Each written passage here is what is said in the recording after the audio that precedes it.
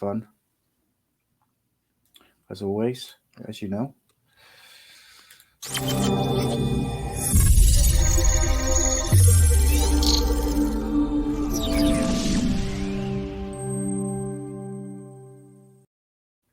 Hey guys, I'm Sai. Welcome to Ace Podcast Nation. This is Keeping It Real. This is our wrestling series, and this is always a lot of fun. You can find the video versions of this show and all our other shows, youtube.com/Ace Podcast Nation, or you can get the audio versions, all the usual podcast and radio apps. Just search Ace Podcast Nation, and you'll find over 340 shows of MMA, football, wrestling, mental health, conspiracy theories, serial killers, pretty much anything you could think of. We've probably got a series or a podcast on it with some top names. Only we record this today, Wednesday night, and in about an hour's time, I'm releasing the new Danny Batten Fight Show, which is our MMA and boxing podcast, mainly MMA. And the special guest on that is UFC bantamweight Jack Shaw and his coach, top MMA coach, Richard Shaw, and it was a phenomenal show. So interesting, some really clued up and clever, knowledgeable gentlemen, and just another name from the biggest organizations in the world. That's how we roll, baby. And on that note, it is none other joining me. I just don't know how to describe the man.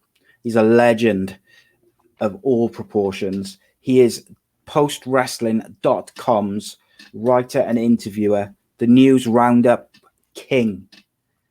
He has the best wrestling interviews on the whole of YouTube, and I'm proud to call him my friend. It is Mr. Andrew Thompson. How goes it, my friend? Sai, the science guy. How are you and the family? Keeping it real, brother. No, we're good. It's good. Do you know what, though? No matter what I do, I cannot get my house warm. It's unbelievable. I got like 4 layers on. I got like a hoodie on. I've got this body warmer thing on. I got 2 t-shirts on. I see you over there, man. You cold, bro. You over there, lay it up over there. Yeah, I gotta be, mate. I did a podcast the other day, and I was just like shivering all the way through it. It's not a good look, like, so I had to do something. Living in the igloo. Yeah, I don't know what it is, bro. It's bad, man. I just walk around with like a hoodie and scarf on all day. Does it always get like super cold overseas during this time of the year? In Cymru, I just taught you a Welsh word. Cymru is Welsh for Wales, and Wales. It's quite cold, but it's not like the levels like in some parts of America in the winter. You get a lot of snow and stuff, don't you? But like it's not that. Like snow's a treat. To be honest, you might be lucky if we get it once every couple of years, but it is what it is. I don't like the snow because I can't go out because I fall over because of my bad leg and back. But the kids love it, obviously. But it is what it is, bro. But so before we get into the numerous topics to talk about, and there is so much to talk about. We haven't done a show for a couple of weeks as well, but even if we had just done it last week, there's still lots to talk about. I have a question for you to open us up. What is the best movie that has been produced by the WWE of all time? The best movie? Yeah. Which was produced by WWE Studios. And I'll tell you what, to give you an extra bit of time to think about it, I'll tell you mine. Mine is Dead Man Down, starring Colin Farrell, Wade Barrett, and loads of other people. That is just a good film. I watched it yesterday while I was doing the dishes, and it's just a genuinely good movie. And I think if people didn't see that WWE Studios logo on it, I think they would have given it more of a chance. I think it's a real good film. After that, might be struggling a little bit. See No Evil, by featuring Kane. You got them, the 2 of those. You got about 65 Marine films.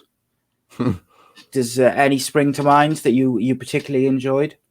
Probably The Condemned, the one with Stone Cold Steve Austin. Yeah, the first one. That was good. What did you think of the second one featuring Randall Orton? Wasn't a fan. No, it was a bit shy, wasn't it? Yeah, the Stone Cold one is definitely my favorite one that they produced. I mean, I ain't gonna lie, bro. I think the first Marine was decent. It was just a hella dramatic. Like, like it was like very dramatic. Like, so I kind of got lost in the middle of it. But like, yeah, the Condemned was probably my favorite WWE Studios film. I did like Walking Tall with The Rock. Was a WWE Studios production. Yeah, I didn't know that until I literally just looked. That's pretty good. But like good. With a lot of the Rock films, and to be honest with you, like that type of film is they're like easy to watch, just like an action film. It's not like you're gonna give it an Oscar or something, but they could be quite fun to watch if you're in the right mood. The Chaperone featuring Triple H, probably not up there with the best. There was one with Dean Ambrose that I quite enjoyed. I forget what it's called though. So was that 13 floors? No, it was like some. What was so he starred in. Was it 12 rounds? Yeah, 12 rounds. Yep, that's what it is. Yep. So you had 12 rounds featuring 12 rounds 1 had John Cena in. Then you had 12 rounds 2 Reloaded, which was Randall Orton. I'm just trying to find Dean Ambrose, 12 rounds 3 Lockdown. Yeah, I think that might have been it. But the Countdown with Dolph Ziggler and Kane, also pretty good. Again, I wouldn't say it was like Oscar winning stuff, but it was pretty good. Eliminators with Wade Barrett, also good. Didn't know that was I did not know that was even a WWE picture. Hey, can I ask you something, bro? Yeah, man. Like, so I was like watching like a couple like highlight clips on social media, like football, like not American football, proper football. Well, football with your feet. I know, I was just playing. Football with your feet. But now, like I seen one dude, and they like, so it's like it is like, because I always see like these little clips and stuff. It's like the crowd and like some of the officials, like do they like tolerate racism? Like, because I always see like chants, and you know what I'm saying, like, or like I even saw yesterday, it was like a Istanbul forward. Yeah. So I'll tell you about this now. Yeah. So first of all, before we go on to the one from last night, so in certain parts of Eastern Europe, like Russia, Italy as well, which isn't in Eastern Europe, but just in certain parts of Europe, there's quite a lot of racism from the crowd and stuff. So there's been this big thing over there, probably the last 10 years, where a lot of people like myself and other people who've got like podcasts or radio shows and TV shows have said, the only way to stop it is because what the people who like make the rules and that, like FIFA and UEFA, who implement things like bans and fines, is they don't treat it very seriously. They're useless. So what they'll do is, if like fans are racist or something, they will give the next 4 games they have to play without the fans in the stadium or something like that, and a really small fine, where that just doesn't do anything, because you can watch football on TV these days. People would rather probably watch it in a pub anyway, especially the people who are doing that sort of thing. Like, they'd rather go and tear it up, have a few drinks and fight and whatever else. So like, I blame the people right at the top for not coming down harder on it, and using the technology they have at their fingertips to ban people and to refuse them entry into grounds and things like this. Make the fines so big that football clubs have to take responsibility, because what they do, the fines are so small that the football clubs have got no incentive to try and stop it. Whereas, and especially now, because of COVID, for the last 10 months, football's been played without fans in stadiums up until probably the last week or two, where they've had like very small amounts.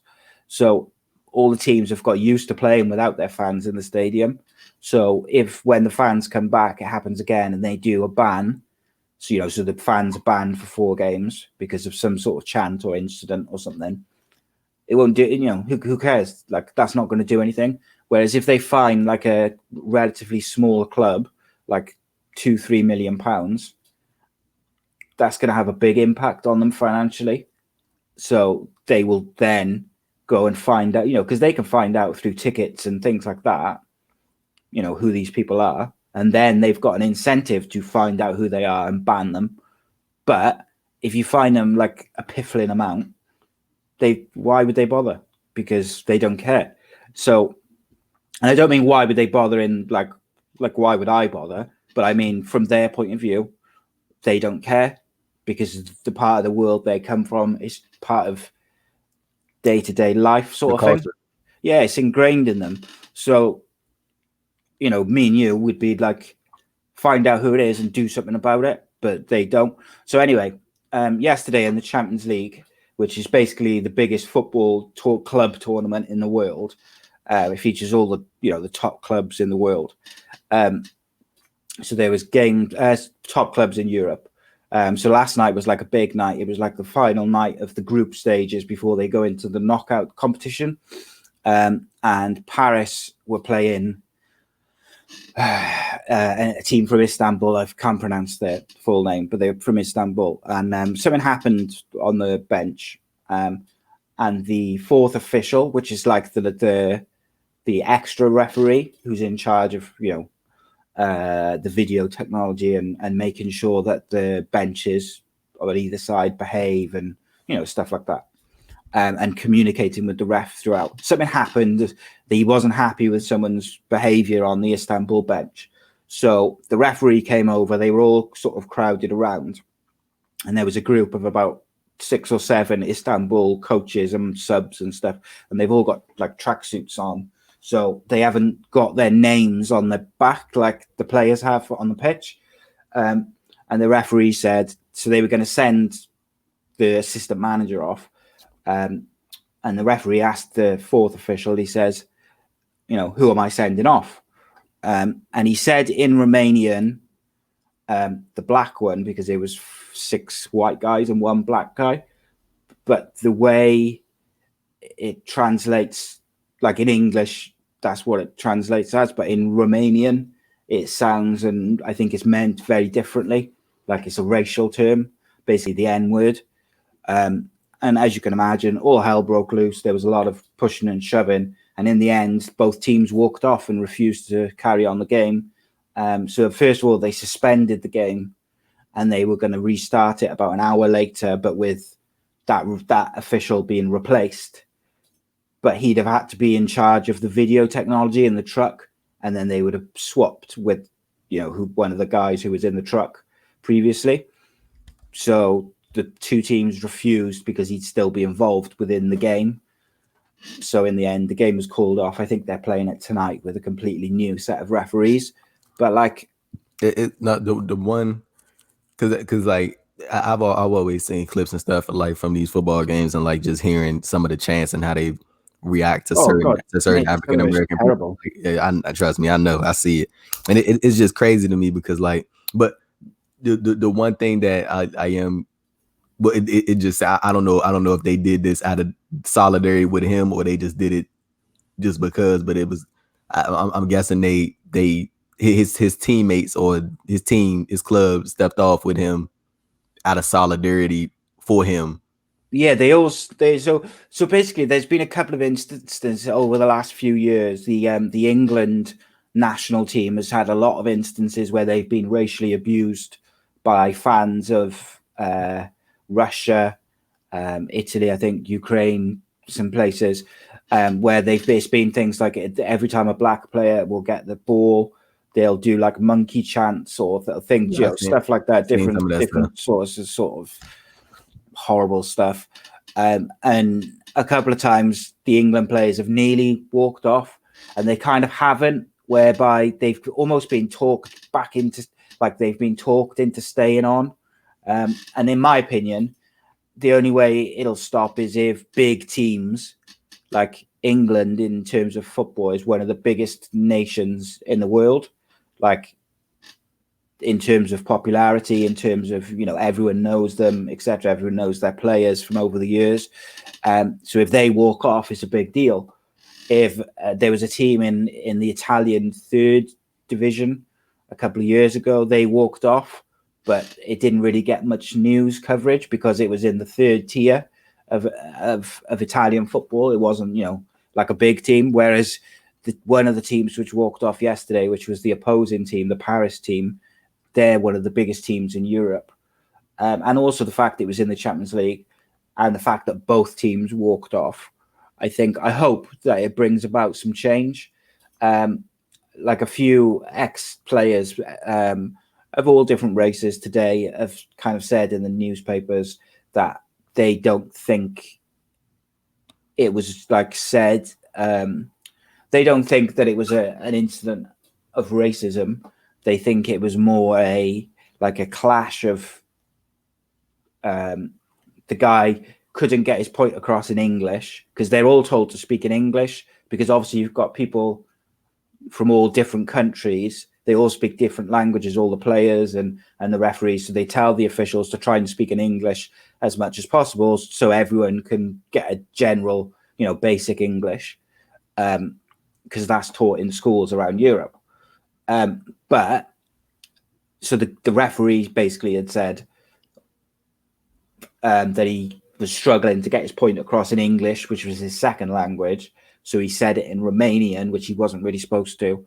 And then because of the way it sounds or what, I'm not 100% sure because Romanian's not a language I know anything about. So yeah, like it could kind of his explanation, it basically is that it got lost in translation somewhere. And it wasn't like a racist term. However, a lot of the players at the time yesterday were saying if that was a white guy, you would just say the guy over there. Like you'd point to him and say that guy. 100%. Why do you have to describe him by his skin color? That's what I thought, and that's what I completely agree with. That's what I thought at the time. And I was like, yes, when I was watching, I was like, yeah, exactly. Because that's exactly what I had just said to my wife 2 minutes before. But then an ex-Liverpool player, John Barnes, who was notoriously racially abused in the 80s throughout his career, really, for Liverpool and Watford and England. So this shit is like deep integrated. Mate, in the 70s and 80s in football, like in the 80s when I was a kid, it was fucking everywhere, mate. It was horrible. Like it was really, and football back then as well. It was hostile. Like the fans used to fight in the stands. I can only imagine because I know back here in the States, like, but you want to know what's crazy though, bro? Like people act like so like even with like when you see these pictures of like Malcolm X and you see some of these historical black figures, you all like me growing up, I used to always see these pictures in black and white, and it gave off the impression that this thing happened centuries ago, right? This shit was like this shit was like 40, 50 years ago, bro. That wasn't even a long time. That was like my grandparents, my grandmother was a teenager back then, like almost a full-grown adult, and but yeah, it's not that long ago, is it? But you see how they try to present it as if this thing was like, oh yeah, like hundreds and hundreds of years ago. Like this was like things have changed. This is like some past time. Like, bro, this the olden days. This was like 50 years ago, bro. Like that's not long, bro. I've been on this earth for 24 years. Half of that is like still, all right. You don't need to rub it in. No, I was. No, I know what you mean. No, I know. I do know what you mean. But like in the 80s, football in the UK it was nuts, mate. The fans used to take like blades and pipes and shit with them, and they'd be like fighting in the stands and fighting outside the ground, and it was naughty, mate. And it was like that right up probably to it was still doing it in the 90s when I was a teenager, early 20s.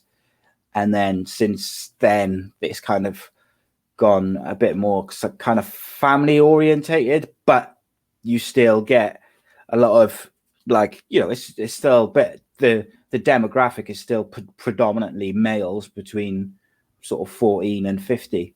There and all, when the fan with pre-COVID, a kind of Saturday day for a lot of men and teenagers and guys, and they take their sons, is They go to the pub at lunchtime, they have a few beers, maybe a spot of lunch, then they walk over to the ground, have a couple of more beers, watch the football, have a couple of beers at half time, watch the second half of the football, have a few more beers. And, you know, I don't know what it's like in America, but when you drink a lot of alcohol and there's a lot of male testosterone around, it's quite often ends one way. And it's not with like hugs and kisses. Yeah, but that's like that everywhere, bro. Yeah, and like when you add in then things like football rivalries and stuff like that, it's always going to be a bit tasty. But there's one thing it being a bit tasty because everyone's a bit pissed up, and there's another thing like back in the 80s where you had things like racism and things like that. And, you know, like what you've got to remember is in England and Wales and Scotland, you know, there was a lot of like West Indians and Indians, and Africans, you know, from all parts of the globe, who kind of lived in the UK, had come over. I'm shit with dates, so I don't know. But like, it's not like it's only like people go on about like multiculturalism these days. Like, you know, and you'll see a lot with like the right-wing politicians banging on about, oh, multiculturalism has killed the UK, blah, blah, blah, all this bullshit. That's bullshit right there. It is bullshit, mate. It's crazy. No, you know, let me just say this. I'm glad we can have these conversations, because some people tend to steer away from you know, some when a person of color normally brings it to a white person or white male or white female about these type of topics. And not all, I'm not saying all, but most, they tend to try to steer away from the conversation and don't want to dive too deeply into it because, like, I guess they don't want to, you know, well, for whatever reason they just don't want to dive into it. So it's cool that we can like lock in on the conversation because it is important. And like I just never understood like because I mean, and it's even more ridiculous here in the States, I'm sure, as you know, as what we've seen this year and alone. And I think something that kind of, for those people that are listening to this from wrestling, I think we can kind of have a similar topic with the return of ckJaxonRyker on screen and how WWE is kind of, you know, that WWE has always had this kind of unspoken mantra of, okay, if we just take said person off TV and don't mention them, they'll forget and they'll let it go. No, don't forget. Nobody let it go. Nobody forgot. As soon as that tweet went around from the person that was watching from the Thunderdome and the main event tapings, everybody was on his ass immediately. Like, why is he on TV? Why is he back? Like, and it just goes to show you, like, and the thing is, ckJaxonRyker, look, I've just grown to learn in wrestling, especially looking at these wrestlers. I'm not trying to change anybody belief, because I was like, these motherfuckers gonna think how they want to think, and I ain't got time to be wasting to try to teach no grown ass adult like what you know what I'm saying, like what was right and what's wrong. So they gonna do what they gonna do what they do. But like it's just the fact that he, as a grown man, knew what he was doing by sending out that tweet, and that was like a day after or 2 days after George Floyd passed away. You know what I'm saying? Like, he sent that shit out on he knew what he was doing, bro. Like, I'm telling anybody who tries to act like, oh, he was just sending out his support of Donald Trump, and just because, like, come on, bro. You not stupid. There ain't nobody in this damn world that didn't know what was going on with George Floyd. People was protesting in fucking Australia, protesting in Ireland, and all this. Like people knew what was going on. And the fact that he decided to send that out in that moment and then try to play it off as it was just something him showing support, that's some bullshit, bro. You knew exactly what you was doing in that moment when you sent out that tweet, and it showed your true colors of what you thought about the overall situation without you even having to speak on it directly. So it already exposed you. And like, I'm hoping that him being paired with Elias wasn't something that Elias pitched for, because that's just gonna let me know. Oh God, what I think about Elias. But if it's not, I feel bad for Elias that he getting that second hand. Yeah, he's gonna get that. Oh yeah, he definitely is. I'll say two. So I'd got two things to say. Number one, fuck ckJaxonRyker. Number two is, as a rule, anyone who watches like all my shows or most of my shows or some of my shows, as a rule, I don't talk about politics just because I can't be bothered with all the hassle of people going in the Yeah, chat. However, whoa, hang on. I don't count this as politics because, this is why I've talked about, I've like in the last year, me and Andy have had to talk about instance of racism in football, I think probably 5 or 6 times. And every time I will keep doing it. We're going to do it again on Friday because of this. But I don't count it as politics. I count it as educating idiots who don't understand that it's just fucking basic common decency to not be a racist cunt. And the last thing I was just going to quickly say is, so this happened last night in the football on Saturday. So before all the Premier League games and the Championship games in the football, they just before they kick off, all the players take a knee in support of Black Lives Matter. For the first time on Saturday, some football fans were allowed back in the Championship, and when they took the knee in a Championship game between Millwall and someone, the Millwall fans, who were the only fans allowed in, they booed the guys taking a knee, which is just fucking ridiculous in itself. And then when they played again on Tuesday, they didn't boo this time because there was like a big uproar, but when the opposing team scored against Millwall, their players ran up to where the fans were in the corner and they all took a knee to celebrate the goal.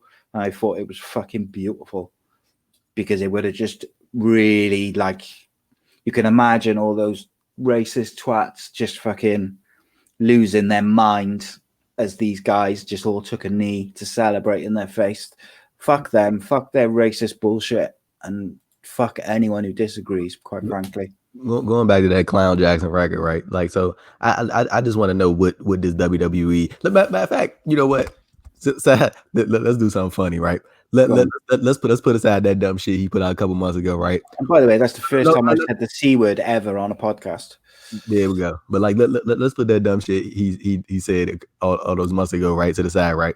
Yeah, for sure. What does he offer? Legit, not even trying to be funny. Like, what he is the weak. He's the most boring, worst part of the what they called the Forgotten Sons.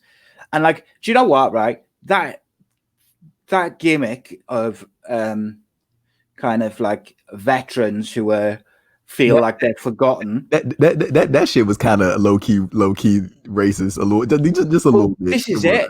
But there's if they had done it as like veterans who've been forgotten about in terms of let me just correct that real quick. Not racist. I'm gonna say more leaning to the right. I think that's the proper term to use, and I ain't gonna say racist. ckJaxonRyker, he already exposed himself, but I know what Wesley Blake, after that situation happened, he came out and supported justice for George Floyd. Was kudos to him for not being a dumbass. And I know I don't think Steve, I felt so sorry for those guys. They got sorry for them. They definitely did. But I know Steve Cutler, I don't know if he came out and outright supported, but I know he distanced himself from what ckJaxonRyker said. So I don't know what he thought, but I mean, I know Wesley Blake openly came out and showed support. So it just let me know he not a dumbass. So good, good on him. But definitely, they definitely caught that flack because of him, because they all they ass got taken off TV, every single last one of them. And but when was the last time? I remember they had a promo on SmackDown at the Money in the Bank, and that was it. Because I know George Floyd passed away at the end of May, and ckJaxonRyker sent out that tweet shortly after, and they was gone. Fucking idiot. Oh, it infuriates me, mate. But what pisses me off about the WWE as well, it's not just the fact that they're bringing him back at all, because I don't see the benefit of bringing him back from any point of view. What annoys me is they are bringing him back. And if they do bring him back, they'll probably give him a relatively strong push as like a heel because he's getting great heat. It's like, no, everyone hates him because he's a racist prick. But they're going to give him a push, whereas you've got Slapjack. I'd rather see Slapjack and Retribution get a decent push. Push some of the guys who've got fucking talent. Push Ali. Push Ali. Fucking, we'll get onto that anyway, mid. Look, dude, I could talk to you about this forever and ever, because I feel like, as well, it's an important thing to talk about. And not an important thing to talk about whereby you talk about it on a wrestling show, or you talk about it on a football show, or you talk about it on X, Y, and Z, not whereby you just do a podcast. We're going to talk about racism, or we're going to talk about politics, or, you know, whatever it may be. Like, talk about it on all different shows, so that, one, you're like spreading the word and you're trying to find new people. Like, you must have been living under a rock if you don't know about a lot of this stuff. Like, not, but like just like George Floyd and things like this. But like, the only way to beat racists long term is to educate their kids, because their kids are the ones who suffer, because they're just brought up and they don't know any different. They're just brought up by racist people, and they're the ones you've got to try and reach. Like you said something which made me chuckle, but I fully believe it. Like, I'm 39. I don't need to be fucking educated. And I certainly don't need to be educating no fucking 39-year-old or some 50-year-old fucking white dude. What I do need to do is show my children that it's not tolerated in my house, and that's not how we treat people. That's not how we behave. That's not what you do. That's not how you treat people.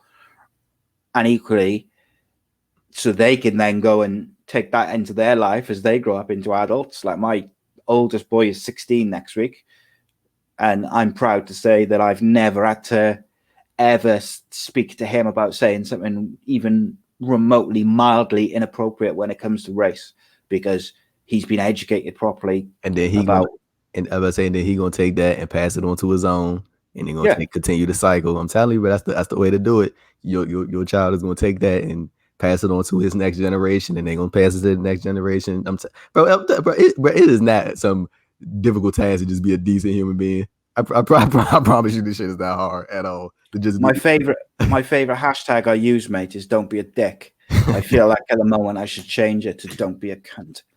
But it's like, it's not difficult to not be racist. It's not difficult to not be a prick. At all, bro. You know what I mean? It's not hard. It's not like you've got to go, oh my God, I got to go out my way. I got to go, oh, it's going to be so hard. I got to try so hard not to say something inappropriate. Fuck off. You want to know the funniest thing, bro? When people try to refer to that as politics. I know. It's like, yeah, that's so political. Don't be a prick. I'd be like, bro, hold on. They'll say, oh man, I don't want to get all political. What the fuck is political about that? Like, what's political about just not being a cunt? Yeah. Oh my goodness, man. Someone tried to tell me the other day that I can't watch stand-up comedy anymore because it used to be funny and it used to be edgy. And I said, all right, I really enjoy like quite offensive comedy and like edgy comedy, which is like right on the borderline of like being, okay and being okay for TV. And I'm just thinking like inappropriate jokes and stuff. And I sort of talking to this person more, and he was on, oh yeah, I remember back in the 70s when Bernard Manning used to joke about like the Indian guys down the shop and this, that, and the other. I was like, no, mate, that's not what I'm talking about. That's not like edgy comedy or like comedy which is like on the borderline. That's just racist. Like, how could you not tell the difference between and passing it off as comedy? Yeah, fuck. It's like, that's, to me, that's just like really it pissed me off, because like for the first part of the conversation I thought we were on the same wavelength. And I was like, because I really enjoy like quite like comedy that's like right on the edge. But I do too, bro. I listen to I like a lot of Dave Chappelle specials, and I like some of the comedy from like the early 2000s. And bro, they used to say some wild shit. Like they used to say some crazy shit like that. If you said that today, And I don't know how far you get, but like, well, bro, I watch. They've taken it off Netflix. Do you ever watch Little Britain? Do you get that in America? I never heard of that. So, it's like a comedy sketch show, and like it was on in like I think the late mid maybe like 2005 2006, and it's some of it's really funny, but like I rewatched it on Netflix probably about 6 months ago because my oldest boy wanted to watch it and he said, "Oh, can I watch this? I don't know if it's suitable." So I said, "Oh, I'll rewatch it and I'll let you know." And literally a week later, there was like a big uproar in the newspapers and stuff, and Netflix had removed it because I think a couple of the characters kind of like dress up as women, and there was a bit like, it's not just that, there's a lot of stuff in there which you just can't do these days. But it was, I don't know, it's times change, don't they? And there's nothing wrong with, as times change, adapting what's acceptable. But like, to me, jokes about race and racism were never acceptable. So I don't really get the correlation between the two, if that makes sense. Yeah. Like, as time goes by, you grow and you become more educated and you evolve on what's okay and what's not, and things change, and like, you know, things have changed from when I was little on a whole host of things. Like, so as an example, when I was a child, like homophobia was rampant everywhere. Like, and not necessarily in a way like maybe when. Hey, bro. Oh yeah, no, I know, but like, so what I mean by it is like when my father was a child, like gay people would have been like beaten up and things like that for being gay and stuff like that. They'd have been attacked, and like when I was a child, it wasn't so much that, but like it was very much being gay was used as like an insult, for instance, or there was a lot of like homophobic jokes and things like that, and you know, stuff like that. And like that I grew up with that sort of thing right up into my teens, and it's probably only in the last maybe 10 years where that's really changed. And that's good. Like that's a good thing. There's nothing wrong with changing as the world changes and you become more educated as a human race, supposedly, and you evolve. But like, some things were never acceptable, and I don't understand people who try and make out that they were. But right, let's get on to the Graps, my friend. But that was a good chat, and that was, I thoroughly enjoyed that, sir. Let me just tell you, kudos to you. I genuinely enjoyed that conversation. I hope everybody else enjoyed the conversation. Don't be scared to talk about race, please, and so don't be a dumbass out here. I'm telling you, it costs nothing to just be decent and not be racist. I promise you that. And don't try to categorize anything that makes you uncomfortable as controversial or political. Because let me just tell you firsthand, that shit makes no sense, and you sound dumb when you say it. So I'm gonna just let you know that right now. Yeah. But like my good man said, 30+ minute conversation. I really enjoyed that. Let's get to the Graps because a lot happened. I think we can start with the obvious, sir. Last night, Impact broke a record on Twitch for the most views that they've ever had because the crossover has happened. So what do you think? Kenny Omega on Impact? Are we getting Impact versus AEW? Do you think the Good Brothers are going to cross over? Do you think Rich Swann is going to face Kenny Omega? Do you think Don Callis should keep managing Kenny Omega? So I need to break down what's going on, bro. So a couple of things. I saw a lot of people moaning on social media after Impact saying, "Oh, we waited all that time just for them to say it's an announcement on." It's just getting started. It's just getting started. Two, if you watched really closely and you listened to the nuances of what Kenny Omega said, what happened with Rich Swann just before, there was enough in there for it to be clear that there's going to be some stuff happening. So for me, I'm not a massive fan of like Don Callis. Like, I really enjoyed his commentary in New Japan. I haven't particularly enjoyed his commentary in AEW. Like, I don't hate it. It's not hitting the mark for me. But I'm glad to see the cleaner Kenny Omega's alive and well. One thing I'm just going to do a little bit of fantasy booking. What I think will happen is I think we will see Kenny Omega beat Rich Swann for the Impact title. And then what I think we will see is on Wrestle Kingdom when Ibushi wins the title. We might get a little video from Kenny Omega holding the Impact title and the AEW title on either shoulder, and a little video saying, because he mentioned the collection of titles a lot, and they mentioned New Japan, I think at least twice throughout the show.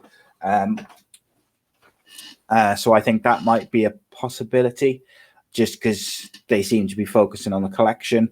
I've got a question for you. Did you know at the end when they were hinting about tonight, did he say Lex Luger or did he say Lex Luthor? He said Lex Luger. He was talking about like the big tour bus celebration thingy. Yeah, which they did in WCW. Yeah, TNTs and some big announcement. No, I'm gonna throw a question right back at you, Side. Like with all the hype that AEW has going on right now, like they got Shaq on the show tonight, they got Sting on the show tonight, they got the big announcement with Kenny Omega. Good Brother's gonna be there tonight, isn't they? You want to know? I think they're the ones that's been attacking Moxley. Yeah, me too. I think that, but let me ask you this: with all the buzz, man, that they got going on right now, what do you think NXT needs to do to get some of that buzz? Because like the crazy thing is, bro, NXT's be putting on really good shows. Like the shows are not even bad. We'll talk Wargames in a bit. NXT better in the last month than it's been probably in the whole of 2020. But like it's been really good. So like I haven't did a show last night.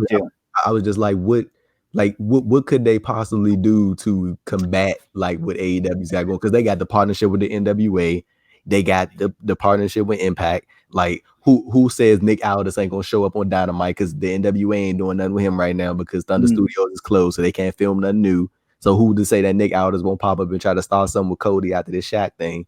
You know what I'm saying? They got Sting and they don't know what the hell. Like they already got the buzz from Sting and they ain't even announced them for a match yet. You know what I'm saying? And then they got this thing with Shaq bringing in a whole different category of viewers in there. You got this whole thing with Impact. You got these dream matches that people want to see that you can keep teasing and you can hold off on for a little bit. You got Thunder Rosa in the wings. You know what I'm saying? Feud with one of the top people in your women's division, and then NXT is putting on really good programming, but it's just like it's just not the same buzz.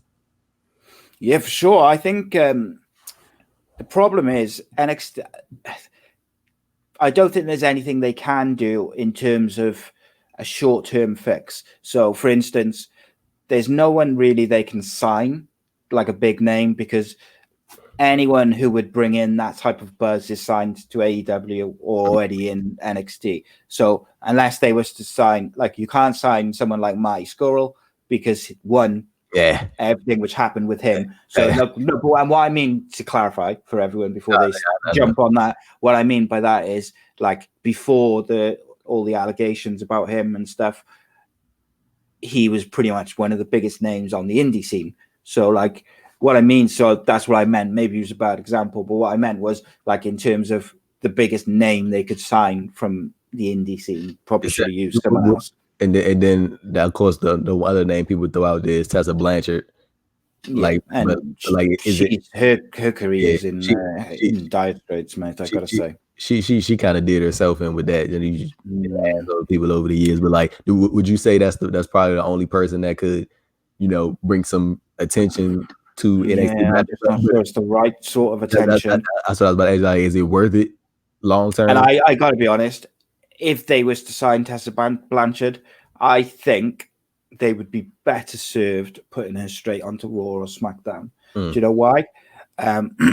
Number one, everyone would just blame Vince. Number two, I think there's natural feuds for her on the main roster as well with like Charlotte and whatever. But I don't think it's the right sort of attention. And that's the problem they've got. So the only other thing which I can kind of think, what could they do which would counter the buzz? is to link up with New Japan. That's the only thing I could think of. If they could somehow work a deal to do the same thing with New Japan, because like if you think maybe New Japan still doesn't want to work with Impact, maybe they'd be open to it. I don't think that is the case. I think, like I said, I believe that Kenny Omega will appear in video format on Wrestle Kingdom after Ibushi wins the title. But that's the only thing which I think would get him buzz, because I think you'd get the buzz of the, just the buzz from the crossover and the potential for it. But then you'd also get the buzz of, the AEW and New Japan crossover's dead. So you'd get like the two folds to it. I don't think it'll happen, but that's the only thing I could think of. It's the only thing I could think of which could give them this, like a significant amount of buzz to try and combat it. Yeah. And it would open up some incredible stuff. Like I'd just like to see Will Ospreay versus some of those NXT guys. Right, we'll talk about NXT in a minute because I want to talk about Wargames and some other stuff. So let's stay with AEW. Do we see the Good Brothers tonight? Do you think? No, I think you should save it. Because you got so much stuff on this. You don't think that and I don't mean maybe I mean literally the last scene, the last 5 seconds, you just have them, I don't know, appear behind Kenny Omega. He cuts a promo backstage, and as he finishes the promo, they kind of just flank him behind, and then the show finishes to finish with a huge kind of buzz. Yeah. I mean, I don't see. And people would tune into Impact then as well. No, but you got too much on this show tonight. This December. I mean, this December 9th show. You got too much on it. You don't want to this is the thing, bro. You can't just jam all this big stuff. It's a lot, isn't it? You got to save some of that, bro. For one of these weeks when Dynamite is not as newsworthy, or people don't think it's gonna be as newsworthy. Boom, you deciding the Good Brothers. People gonna be like, oh shit, they on TV. Bro, you got Sting, you got Shaq, you got this Kenny announcement. Just save it a little bit, and then you could spread that out for weeks. You can't. I feel like we in this era, we just want this thing now. Oh yeah, I agree. I think my thinking is sorry, mate. My thinking is that to further the kind of Impact AEW thing, they need to do something to make people tune into Impact next Tuesday. Whether it could just be I don't know, you could do it low key, a lower card thing. You could have Sami Callihan come through the crowd and attack I don't know who's a interesting guy lower down the card. I'm not sure, I can't think of anyone who would be you could have Jon Moxley be attacked backstage again, and you could hint so if you had the show open with Jon Moxley knocked out on the floor in the corridor, and then all the way through the show you could hint that it's the Good Brothers are here, blah blah blah, but without saying it, you just hinted the club, blah blah blah blah blah. And then in your main event scene you could just have something with Jon Moxley coming out and saying, Kenny Omega, come out and bring your stooges with you, or whatever. And Sami Callihan comes out and they go off the air with a brawl. I just think they need something Impact related in the show. It doesn't have to be huge. It doesn't have to be a match. It doesn't have to be the Good Brothers. It doesn't have to be Sami Callihan and Jon Moxley brawling. Just something to kind of keep it ticking along. I'm just not sure what. You could have just Rich Swann cut a promo, saying he feels that they disrespected the Impact title or whatever it may be. What would you do? So if I'm Tony Khan and you're one of the people who makes the decisions, and I say, right, Andrew, I want you to come up with a way for us to integrate Impact into the show tonight, what would you do? Just keep doing what you're doing. Dude, it's we a week into it, a week and a half into it. It's no need to rush. This would be something that you can drag out until the Revolution pay-per-view and have a big match on that show. Yeah. Bro, I'm telling you, it doesn't need to be something where we need to see everything in the next 3 weeks. Dog, this good brothers, or even if they are the people that's end up tagging, even if they are the people that are going to be revealed as the people that ended up tagging Jon Moxley, you can drag that out until mid-January and then reveal it, and then that's when you begin to build to a match. If that's the route to a match of Revolution, that's going to be something that people tune into. Like, it's so much that they can bring in and incorporate into this whole storyline that doesn't need to be brought in even this month. Like, who's to say, like, you can have, just to give people a little taste of it, you can give people a mid-card act in Impact versus a mid-card act in AEW, just to kind of get it going on TV. And then that's when that can kind of spur to something else. And then we already planted the little seeds with Tony Khan and Tony Schiavone making fun of Impact on the show, Tony talking about how he did the rumors about him almost buying Impact, and talking about how he could easily shut this whole thing down by telling Kenny Omega he can't appear on the show because he breached his contract. Just like all those little subtle jabs at Impact and stuff like that. It's slow burn, bro. Slow burn.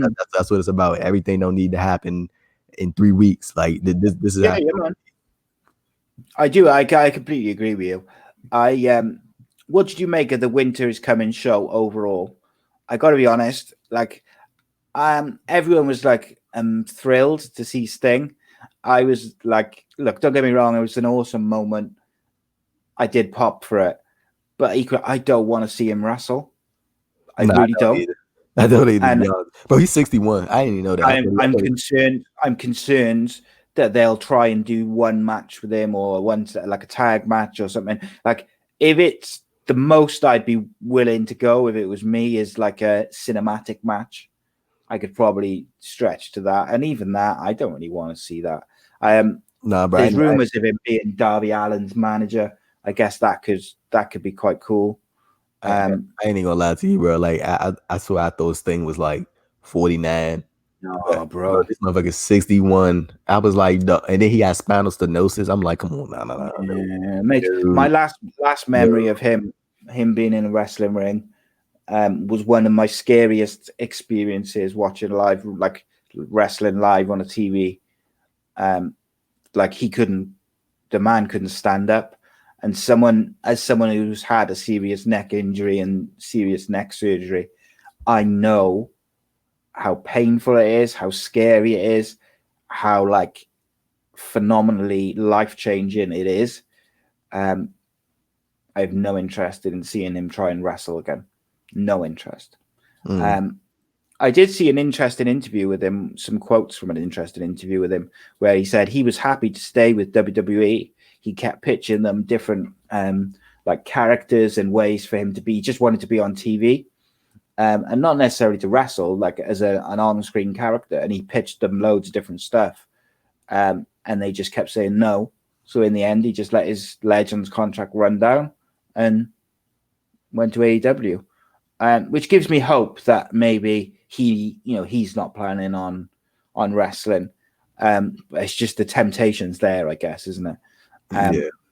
Once a wrestler, always a wrestler. Yeah. What do you think is the direction they're going to go with MJF and the Inner Circle and stuff this week? I think MJF gonna blow it up from the inside. And I know you. Yeah, I know he said that before. Ain't no we. Well, I said it and you jumped on it, but yeah, you stole my idea. There's a novel concept. But no, I think MJF gonna blow it up from the inside, and matter of fact, I think they're all gonna turn on Sammy. I do. Yeah. You know what? I was about to say that. I was like, maybe they'll just kick Sammy out the group, because don't you kind of feel like they kind of been trying to turn Sammy face a little bit? Yeah. I do. So I think that's probably gonna be the way they go. What else was there? There was something else I was going to ask you about on AEW. I can't remember what it was. It'll come to me in a minute. Maybe I'll come back to it. So before we go to NXT, I'm just going to touch on a few things from SmackDown. We saw Wesley Blake. Wait, Big E got a new entrance. Let's go. Shout out to Big E. Did you like his new entrance? I ain't really get to hear the song, but I know Wale did it, so probably good. Shout out to Big E, man. I'm glad they finally gave him his own solo entrance. He brought back the old hand powder thingy. But man, so I ain't gonna lie to you, bro. I don't think Big E gonna win the Universal title. I think he's gonna win the Intercontinental title. What? bro. Just seeing how things are kind of shaping up. Like I was hoping. Mate, I read today. Sorry to interrupt you, but it's on this subject. I read today that they're doing, or they're thinking of doing, Goldberg versus Roman Reigns at Christmas. WrestleMania. I gotta say, a little part of me died because I was like, should we do the Fiend versus Roman Reigns? No. Should we do Big E in this big, huge, culminating match as to being the guy who finally stands up to Roman Reigns and wins his first title? What a feel-good moment. No, let's not do that. Let's do fucking Goldberg. Should we bring back Andrade with Charlotte Flair and have him be the one? Let's build him up as a main event star and have him challenge. No. Should we, anyone? There's so many guys they could do something with, and they yet again are going to go with this bullshit. Oh my God, it makes me want to hurt myself. I mean, but you do know that Goldberg is under contract for 2 more years, and he got a 2-match per year clause in his contract. So yeah, I'm just saying, still, like regardless of whether people like, bro, he's wrestling like for the next 2 years. I've got no problem with him wrestling on the show.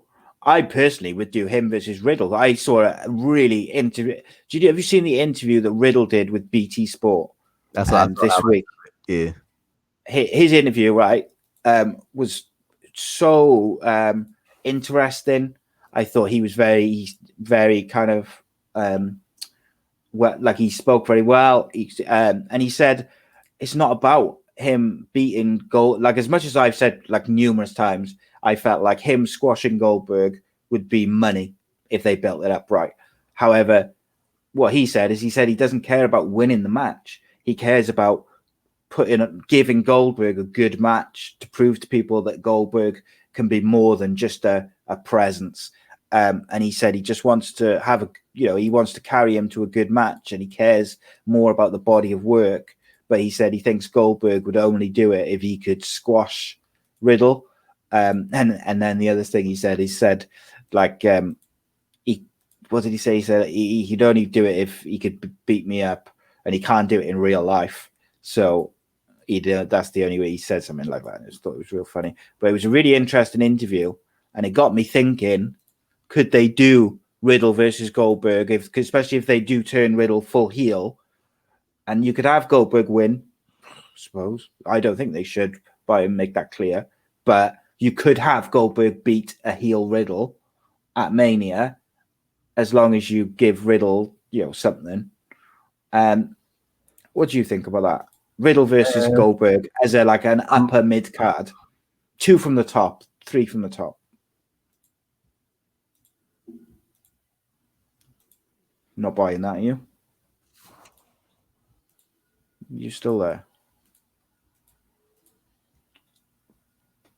Andrew's so fucking sick of Goldberg that he's disappeared. Yo. Oh, you're back now, bro. He's so sick of Goldberg. You just checked out. The screen was lagging. I don't know. Okay. But yeah, man, I ain't gonna lie to you, bro. I don't really have that much to say about Riddle. I'm pretty sure you know why. To that that whole little situation with him get figured out. But on the Goldberg front, I do think it's plenty more options left to go.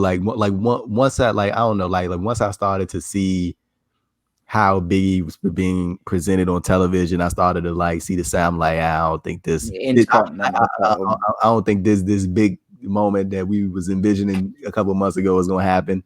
I mean, maybe it will happen. Around this time last year, Kofi Mania wasn't a thing. Wasn't nobody thinking Kofi Kingston was going to be in the biggest match at WrestleMania. Ain't nobody thinking about that shit. But only that didn't become apparent until the Elimination Chamber. Once that happened, even when he was winning the gauntlet on SmackDown, everybody was like, "Oh, that's cool for Kofi. That's a big moment." But it wasn't until that he had that moment with Daniel Bryan at the Elimination Chamber where that shit was just like, okay, if Kofi ain't wrestling for the WWE title at WrestleMania, they off their head if they don't capitalize on that. But Big E, who says this shit has to happen? It don't have to happen at WrestleMania. It can happen at SummerSlam. It can happen at Survivor Series. You got bro, Big E got time. He'll be fine. But I don't think there's nothing wrong with him winning the Intercontinental title for now. No, me neither. I have no issue with that at all. It's just not his time right now. You know what I'm saying? And I definitely think Big E is definitely going to get his shot at one of these days, but it just might not be WrestleMania. Like it might be a Backlash, it might be a SummerSlam, it might be an Extreme Rules, it might be a, you know what I'm saying? It might be one of those pay-per-views where he get a shot, but it might just not be WrestleMania. But I definitely think that he's going to end up winning some type of championship at some point, and maybe it'll be. But you want to know what? If that does happen, I don't know why, but I can definitely see Daniel Bryan being the one to be like, "Hey, I'm gonna drop this to Big E," like because I feel like Bryan just that type of dude. Like, just funny enough, I was going to say there's nothing wrong with Big E doing what Daniel Bryan did and going on a run, winning the Intercontinental title, and showing them his worth as a title holder and as a top star, and then being pushed up to the, you know, to the main title later on. And I feel like Daniel Bryan is the sort of person who would realize that, you know, from a creative point of view and his own experiences. But I got to say, SmackDown has been very, very good now for months. Roman Reigns, excellent. Jey Uso, excellent. And one thing which I think has gone under the radar a bit. So, you know, they've got the whole thing with the Fiend where when he beats people, they change. Yeah. Kevin Owens, since he lost to the Fiend, the draft, has been a lot more like he's just moved away from that kind of light-hearted, kind of funny, kind of, I don't know how the West way, like quirky. I think he kind of been humor. Nah, if you watch it, probably the last 2 weeks or so, he's just been a bit more aggressive again. I'm not saying like it's like a massive fundamental change, but his aggression has definitely been upped since he lost to the Fiend. But either way, he's very, very good. I really like. I'm almost caught in two things because I'm really, really happy to see him back in the, you know, in the main event, and I'm happy to see him facing Roman. But there's no chance in hell they're beating Roman anytime soon. You know, he ain't losing till Mania, which means Kevin Owens is just up there to take probably 2 losses, and that makes me a bit disappointed. But you know, they just needed placeholders for now. Yeah, like, of course. He's a great hand. That's kind of. Do you ever notice how WWE always in these patterns? Like after SummerSlam, they always like weird holding patterns, and after WrestleMania, it's kind of the same thing. It's like just placeholder feuds and matches just to get to the next big thing. Like, but it's gonna be like, man, like specifically speaking, like on WWE, like what in the like, what would they do for the Raw Women's title at Royal Rumble or WrestleMania? Because like Asuka, like, but it always feels like they treat Asuka as like just a transitional champion or just a champion. Like they can keep the title on Asuka because they know she's credible and they know they ain't gotta do nothing with her. And like, I mean, she doing this whole thing with Lana and it's cool. Like, you know, I ain't got no problem with it, but it's like I just know Asuka could be doing, like, man, they need to put Asuka on SmackDown. Put her on SmackDown with Liv Morgan and Bianca and Sasha and Bayley, and put her over there with them, man. Send over I would have put when she took the title off Becky. I felt like what they should have done is they should have given her a winning streak again and not had her lost. So when did she drop that title? Was it just after WrestleMania? She lost it to Sasha. No, so when when Asuka got the title off Becky, she lost to Sasha Banks in July.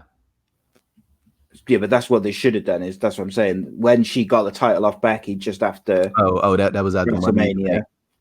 Yeah, they should have had Asuka go on a winning streak until this year's WrestleMania, and whether it was a Sasha or they could have built someone up, Shayna Baszler, it could have been anyone. But I felt like that was the direction to really repair her character back up to where it had previously been. But like you said, they had her lose to Sasha. She regularly loses on TV.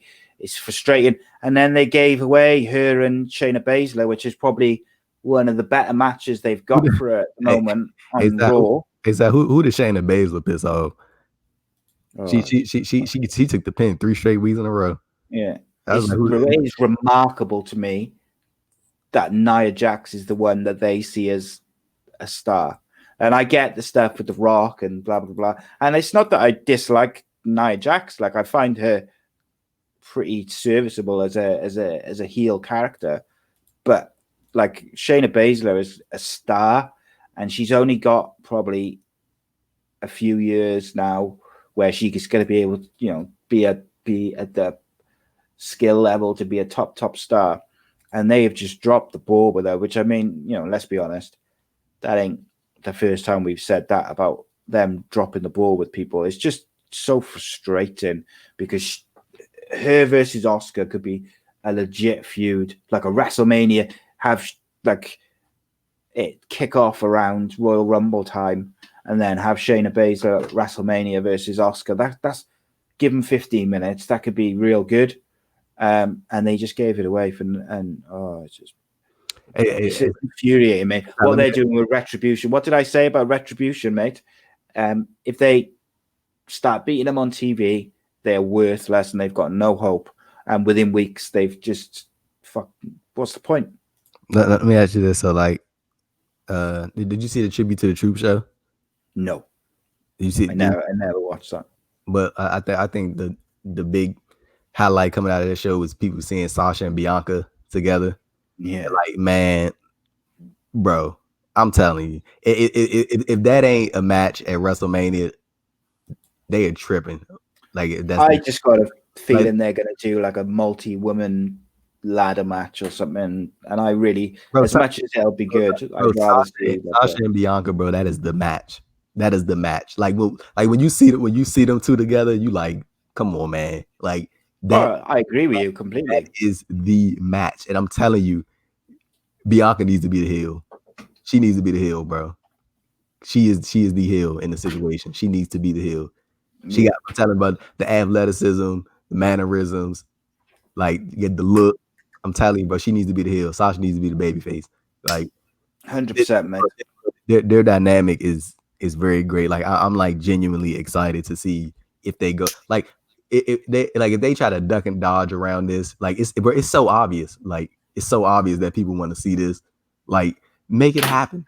Make it happen. Like I don't think anybody gonna complain about Bianca Belair winning the Royal Rumble. I don't think anybody's gonna complain. I don't think anybody's gonna get upset at that. I think people will be very happy about that. Have Bianca Belair win the Royal Rumble, have her challenge Sasha, or you can do it at SummerSlam. But like I feel like people like really want to see this match between Belair and Banks. And then wait, is Naomi? What brand is Naomi on? Is she on Raw? I think she's on SmackDown, isn't she? Yeah, where is she? If she is, goodness, man.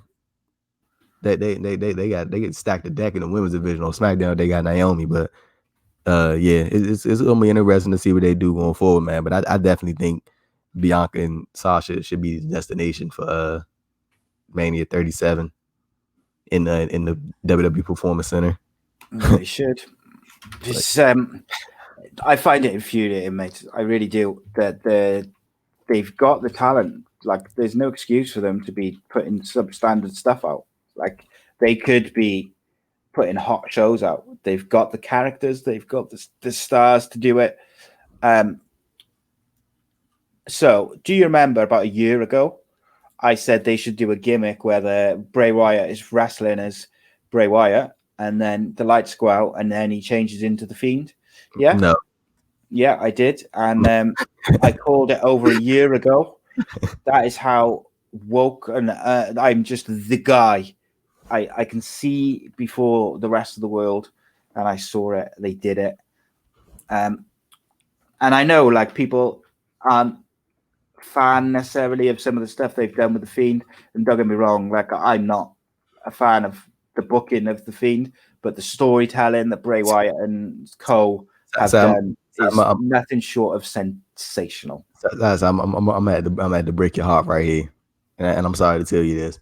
He needs to stop wrestling. Like I'm talking about like just the Bray. Trying to as the Fiend too. Like, but not as the, like, unless it's a squash match.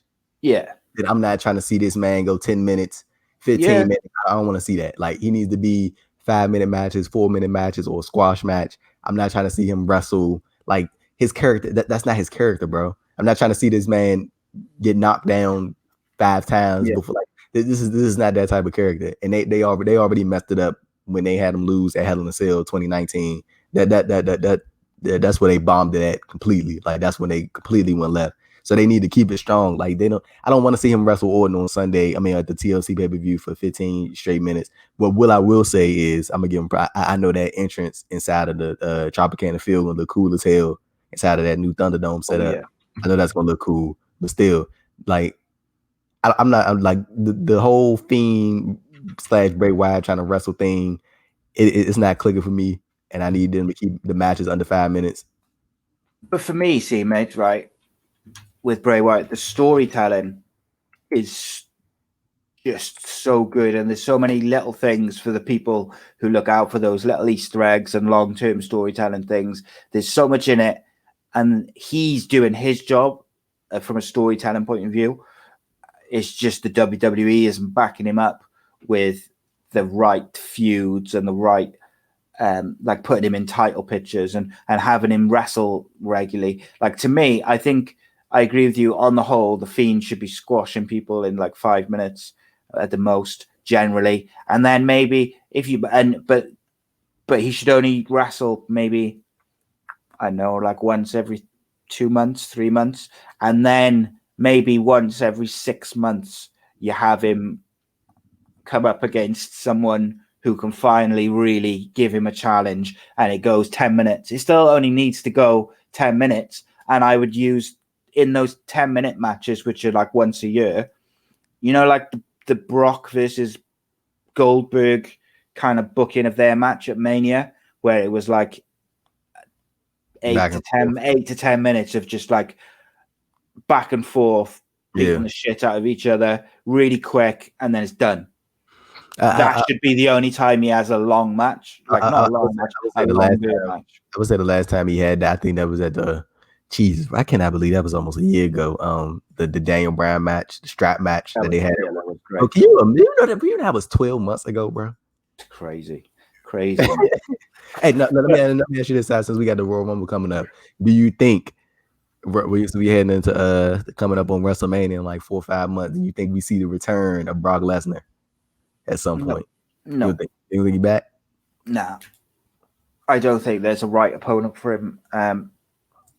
And I don't really want to see him at the moment, because I don't believe that there's the right opponent for him at the moment. And I'd worry that they're going to do him versus Lesnar again, and I don't really want to see him versus Reigns again, and I don't want to see that again. I've got no interest in it. Even though the story would be different because of Heyman and Roman, I don't want to see that again. So I'm about to say that, but that dynamic would just be too weird. Like, it wouldn't feel right. Like, I don't like. There's nothing about Brock that makes me want to root for him. Yeah, at all. Yeah, it's difficult, isn't it? He's so good as he's not even a heel. He's just like that dude that just shows up and just like, you know what I'm saying? Like, it's like that's like perfect for him. So like it's gonna be interesting to see what they do. But like the Royal Rumble coming up real soon, man. So like let me get your predictions, Si. The men's Royal Rumble, women's Royal Rumble, early predictions, so we can revisit this show, because you be lying about your predictions. So I'm calling you out on the spot right now. So okay, we can. So you got. I need to see the rosters. Let me just quickly bring up the rosters. Do you know who your prediction is for each one? Yes, I am going to you go. Tell me yours and why while I just bring up the rosters. All right. So for the men's Royal Rumble, this is what I predict, and I'm gonna give you some little time to search up. Yeah, man. I think Keith Lee is going to turn heel, and he's going to attack Drew McIntyre. Keith Lee has been calling out Sheamus a lot on Raw, trying to put him on the spot about Sheamus turning. But I think Keith Lee is just playing that role of trying to take the eyes put the eyes on Sheamus. It is going to be Keith Lee that ends up turning, because I think they see a lot in Keith Lee, but I think they just don't see him as a babyface. I think they see him as a heel, and I think that is going to work very well for Keith Lee. And I think he's going to. I can't 100% say he's going to win a Royal Rumble. I don't know about that. But I definitely think that him challenging Drew McIntyre for the WWE title at WrestleMania is something that is not too far off. So I'm going to just say that. But for the Royal Rumble, Oh God, it's hard. This is difficult. I'm either going to go Keith Lee, Big E, Goldberg. Yeah, Keith Lee, Big E, or Goldberg. That's what I'm going. And I am going to put Goldberg at the top of that list just as far as odds go. And for the Women's Royal Rumble, I'm gonna go Bianca Belair or Charlotte. Yeah, so I've got a feeling that like if I had to pick kind of like 3 or 4 who are maybe the final 4 even, but 4 guys who I think realistically the WWE would pick to win it. So before the stuff with Thea Trinidad, I thought Aleister Black had a good chance of being in the last 4, even if he didn't quite win it. I think Goldberg is obviously the most likely. Yes, that hurts me to say. And then I'm kind of looking at guys like, I think Keith Lee's probably right up there. But Keith Lee is like a legit option, bro. Like that's Bobby Lashley. Yeah, maybe even AJ, because AJ's never won the Rumble. And I wonder whether they may give AJ that like win as a kind of coming towards the end of his career. They think so highly of him. He did say he wanted to retire like real soon. In the next year or 2, yeah. So I wouldn't be surprised if they gave it to him, if I'm honest. Bobby Lashley, I think, has probably got a good shout. There's no one else really who kind of like stands out to me. And I think, yes. I mean, they could go with Sheamus and build the Drew match for Mania that way. But ultimately, I think they think that Goldberg winning it is a feel-good moment. Outsiders, I would go with Lars Sullivan, Daniel Bryan, maybe a returning Seth Rollins as a babyface to face Roman Reigns. Could be a long shot. The female, there's a lot of good women in there. If I was picking, I would probably go with either Shayna Baszler, Alexa Bliss, or so. And then my next question was going to be to you about Reckoning or Mia Yim. Do you think they're angling to take her out of Retribution the way they've had? I think they angling to break this whole damn group up because it's not working. Yeah, but they seem to be focusing very much on her at the moment. Like he's shouting at her after the matches twice now in a row. She could be a long shot to win. Maybe Keith Lee versus Ali. Maybe. Yeah, and if Keith Lee wins, then Mia Yim gets to leave Retribution or something. I think Alexa Bliss. Obviously, you got to put Charlotte in there because she's going to be back probably at Royal Rumble. How long has she been out? A while. Got to be not far off a year, I would have thought. Like since WrestleMania, right? After WrestleMania, no. She fought on the NXT show. Yeah, Take Over Your House. Was that it? Did the last time? Yeah, I think so. Yeah, I'll tell you now. Yeah, she definitely up in there. Probably winning Royal Rumble. Around the summertime, 13th to the 7th, there was some reports of her taking a break. So I think it's sometime around then. Go to cage match. Charlotte Flair. Just type in Charlotte Flair cage match and go to her matches.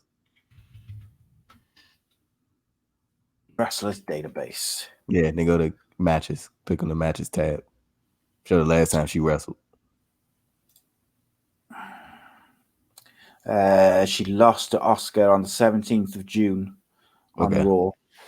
So yeah, she's been out a good sort of 4 or 5 months. I thought it was longer than that. You know WWE, they usually put somebody back on TV in a minute. I've seen some rumors that it's going to be her and Andrade as a couple. I'd be on board for that. I wouldn't be against that because Andrade ain't been doing that goddamn thing. I'd be on board with that because I think them do something.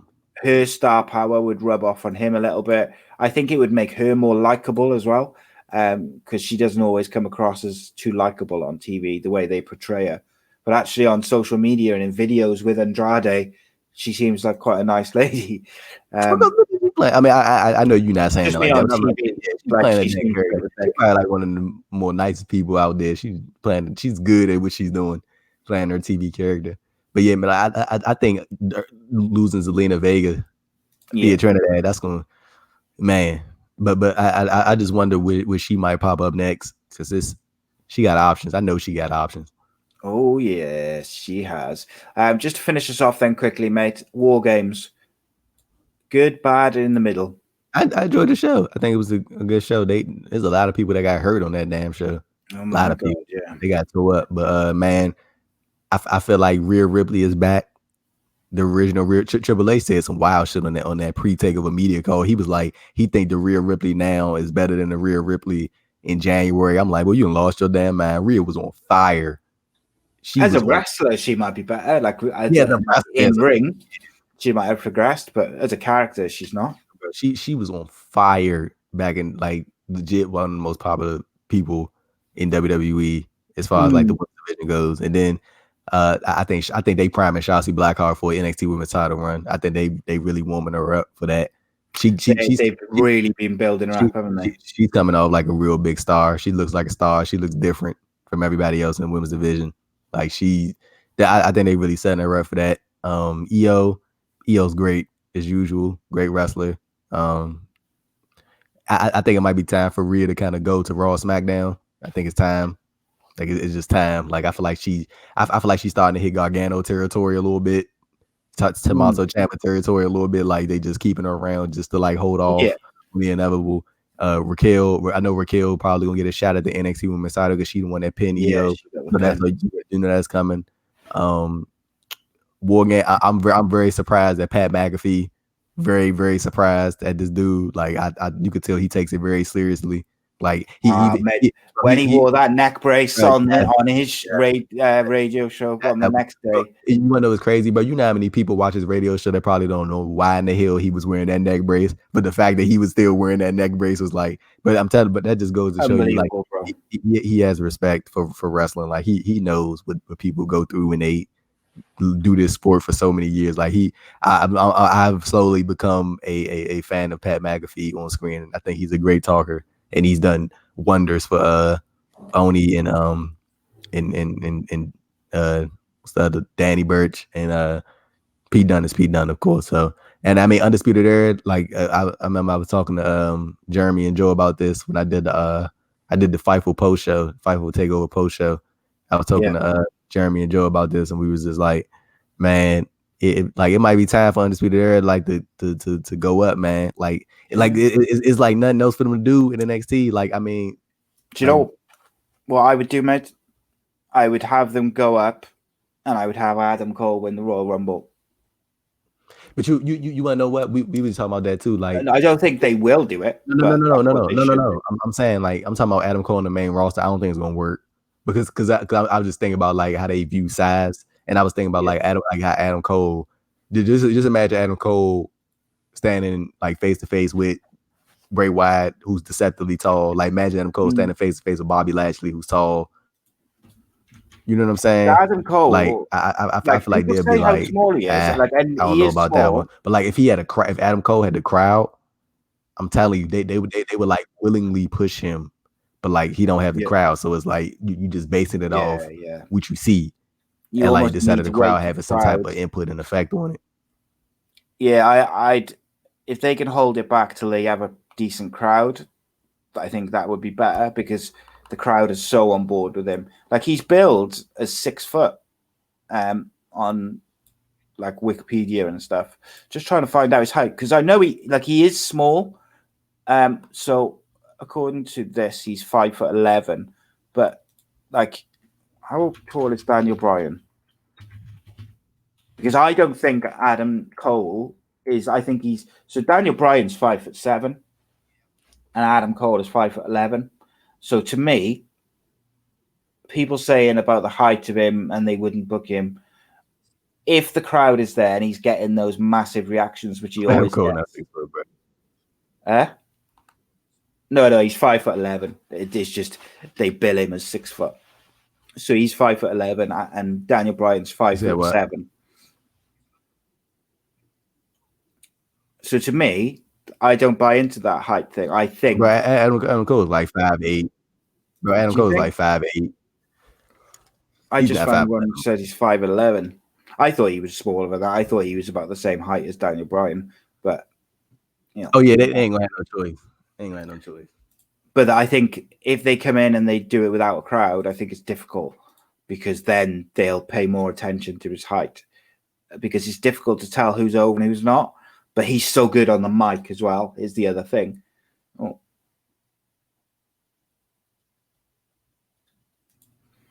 Man, you know what? I'm tired of let me go on a rant.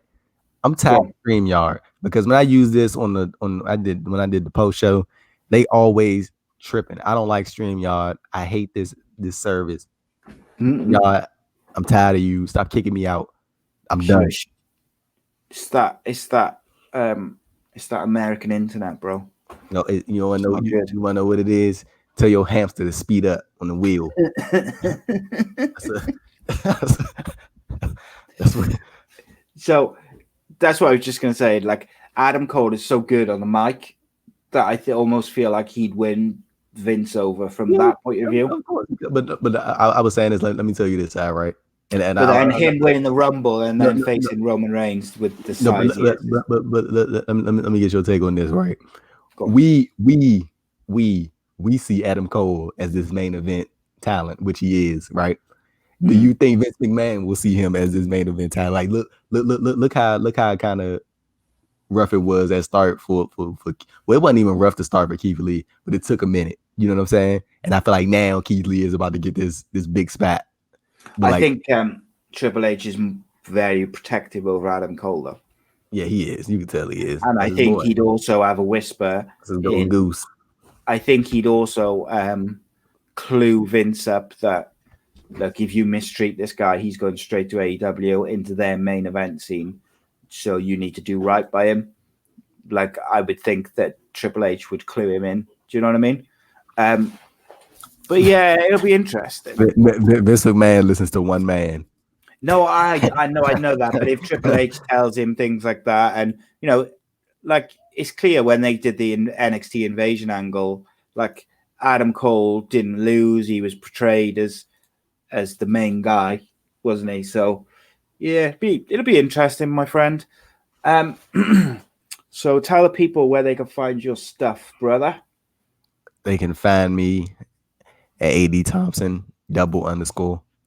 Catch me on the Andrew Thompson Interviews YouTube channel. I just had an interview up with one of the staples from the early 2000s of Ring of Honor, Mr. Julius Smokes, and that interview went crazy on my YouTube channel. Over 1,000 views in one day.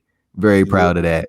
I see a lot of people wanted to hear from Julius, so that was very, very cool to see that response. Shout out to him for doing the interview over an hour, almost 2 hours. Me and him dove into everything. Talked about his time at Ring of Honor, why they didn't call him for the past versus present show. We talked about Xavier's passing, the former ROH World Champion Xavier. We talked about his working relationship with Mercedes Martinez and how proud he is of her. We talked about a lot. We talked about life.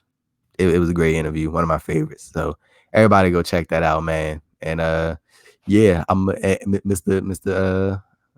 Andrew Thompson will be all over the place over the next couple weeks. Got some stuff in the works, and I'm very proud of it. So I'm gonna be on a bunch of different places, and you know, you're gonna be seeing my face. So it's gonna be good to see, man. I'm looking forward to it. Yeah, I noticed you did video for Fightful, which I took very personally.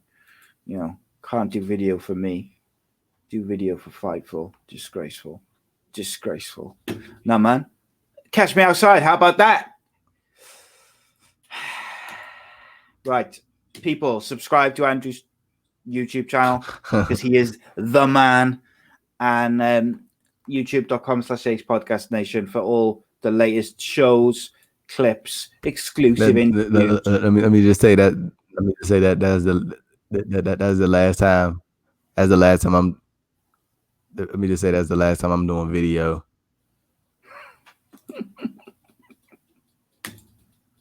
Just such a sulky socks. Catch me outside. Guys, thanks for watching. Thanks for listening. Thanks for tuning in. Always appreciate your feedback and your messages. We'll be back soon. I don't know when. Hopefully we'll be back next week. I doubt we'll be back on the weekend, though, because this is Wednesday. I'm going to put this out on Thursday. I find it unlikely that we'll record a show on Friday because Andrew, he big times me a lot. He's a very busy man. He's got bigger and better fish to fry. But he is, check out all his interviews, check out all his articles. He is the king of the news beat. He is an exceptional writer, very talented man. I encourage you to check out his stuff. Andrew, it's a pleasure as always, my friend.